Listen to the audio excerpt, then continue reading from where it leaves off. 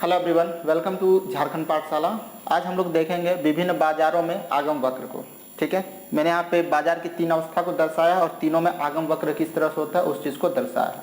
Video छोटा होने वाला, ज़्यादा लंबा मैं आप लोगों को लूँगा नहीं। ठीक है, तो यहाँ पर क्या है कि पूर्ण प्रतियोगिता, एकाधिकार और एकाधिकारी, यह तीन मैंने यहाँ पे प्रतियोगिता वाले बाजार को लिया है। एक है पूर्ण प्रतियोगिता, एकाधिकार और एकाधिकारी। बाजार के बारे में अभी तक हम लोगों ने पढ़ा नहीं है, ये हमें आगे के चैप्टर में मिलेंगे। तो उससे पहले मैं बस छोटा सा आपको इन्फॉर्मेशन दे देता हूँ कि जो पूर्ण प्रतियोगिता होती है, यह बाजार की वह दशा होती है जहाँ पे बेचने वाले और खरीदने वाले दोनों की संख्या बहुत ज़्यादा होती है। इतना ज़्यादा कि कीमत इसका प्रभावित नहीं कर सकता, ना ही बेचने वाला ना ही खरीदने वाला। इसलिए मार्केट में एक समान कीमत जो होता है वो प्रचलित होता है। यहाँ पे जो मांग होती है, वस्तु की जो मांग की लोच होती है वो पूर्णतः लोचदार होती है। यानी कीमत के थोड़ा सा घटने या बढ़ने पर मांग कितना ज़्यादा घटेगा या बढ़ेगा ये अनुमान मतलब नहीं लगाया जा सकता, बहुत ज्यादा परिवर्तन हो सकता है उसमें। ठीक है, दूसरा है एकाधिकारी। एकाधिकारी जो है वो पूर्ण प्रतियोगिता का जस्ट अपोजिट होता है। एकाधिकारी में खरीदने वालों की संख्या बहुत ज्यादा होती है, यानी उपभोक्ता बहुत ही ज्यादा होते हैं यहाँ पर, लेकिन बेचने वाले विक्रेता की संख्या मात्र एक होती है, उसे हम लोग एकाधिकार कहते हैं। यहाँ पर शोषण होता है कस्टमर का बहुत ज़्यादा, क्योंकि बेचने वाला कोई एक है, पूर्ति करने वाला कोई एक है, तो अपना मनचाहा कीमत जो है वो वसूल करता है। ठीक है, तो यहाँ पर जो होती है मांग की लोच वह पूर्णतः बेलोचदार। पूर्णतः बेलोचदार यहाँ पर हम लोग बोल सकते हैं, इसको हम लोग एक तरह से बेलोचदार बोल सकते हैं इस चीज़ को। ठीक है, तो यहाँ पर क्या होती है, ये बेलोचदार होती है, पूर्णतः नहीं बोलेंगे बट यहाँ पे बेलोचदार होती है एकाधिकार में। ठीक है, उसके बाद तीसरा अवस्था है वो है एकाधिकारी की।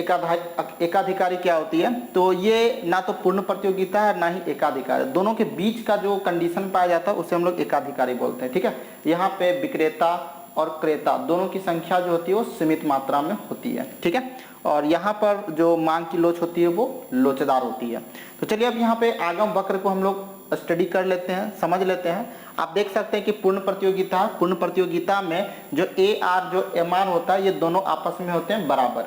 ठीक है, ये इसी कारण से ए आर रेखा और एम आर रेखा जो होती है वो एक्स अक्ष के समांतर बनती है।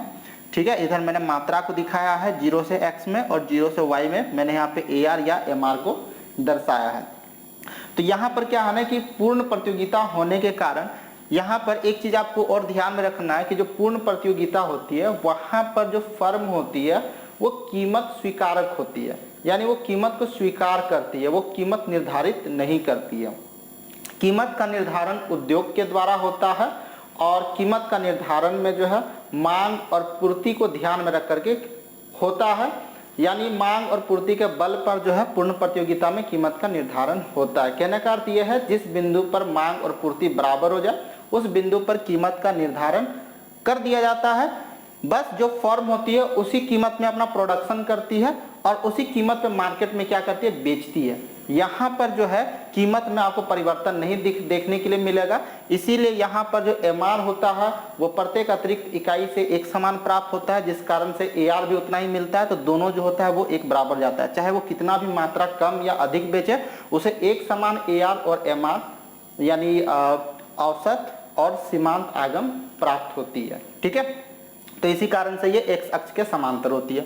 दूसरा एकाधिकार है, तो एकाधिकार में आप देख सकते हैं कि जो ए आर है, जो एम आर है वो बाएं से दाएं ऋणात्मक ढाल वाला है और बहुत ही ज्यादा ढाल है इसमें। ठीक है, इसमें आप देख सकते हैं जो एम आर होती है वो ए आर की तुलना में कम होती है। ठीक है, यानी उसकी गिरने की दशा जो है वो ज्यादा है, ए आर से गिरने की दशा इसकी ज्यादा है। अब यहाँ पे इसके पीछे कारण क्या है, तो एकाधिकार में क्या होता है, कोई भी विक्रेता अगर अपना इनकम यानी आगम, ठीक है, अगर आगम को अगर वो बढ़ाना चाहता है, रेवेन्यू को बढ़ाना चाहता है, तो उसके लिए ज़्यादा से ज़्यादा सामान को बेचना पड़ेगा और ज़्यादा से ज़्यादा सामान तभी बिकेगा जब वो कीमत को कम करेगा। तो वो कीमत को कम अगर करता है तभी उसका ज़्यादा से ज़्यादा सामान क्या होगा, बिकेगा, और ज़्यादा सामान बिकेगा तभी उसका जो है ना टोटल रेवेन्यू बढ़ेगा। लेकिन ऐसे दशा हम क्या देख रहे हैं, अगर वो कीमत कम कर रहा है तो वैसे कंडीशन में अगर वो सामान को बेचेगा तो उसको एम आर जो होगी वो कम प्राप्त होगी और ए आर भी कम प्राप्त होगी। हाँ, टोटल जो रेवेन्यू है वो बढ़ेगा, लेकिन ए आर एम आर इसको घटता हुआ दिखाई देगा और ये बहुत ही ज़्यादा आपको घटता हुआ दिखाई देगा। यहाँ जो एम आर होगा ए आर की तुलना में ज़्यादा घटता है। ठीक है, तो इस चीज़ को आपको याद रखना है कि यहाँ पर इसका बाएं से दाएं ऋणात्मक क्यों होता है। उसके बाद है एकाधिकारी।